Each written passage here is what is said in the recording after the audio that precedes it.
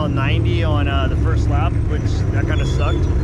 And then we got that fixed. It just a brake bleeder, easy fix, but we still lost. We had to slow down for 25 miles and then lost time in the pits. And then lap 2 was pretty damn good. Well, actually lap 2 we got stuck behind someone, and it took a while to get around him, even though we were putting the push to pass. I plowed a bush, and then, or I nerfed him, damaged my hood doing that, and then plowed a bush getting around him, which whatever. And then somehow we lost our spares, no flats. The tires were great. Austin called all his shots. He did a fucking great job. So you can shine over to Austin.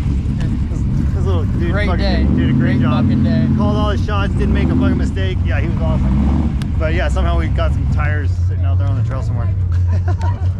But yeah, dude, we're stoked. Thanks to the Martellis for putting the race on, and the best in the desert. Yeah, we're super pumped. So, and all you media guys for getting all the coverage, dude. I mean, no one even knows what we do out in the desert without you guys. So yeah, we're stoked.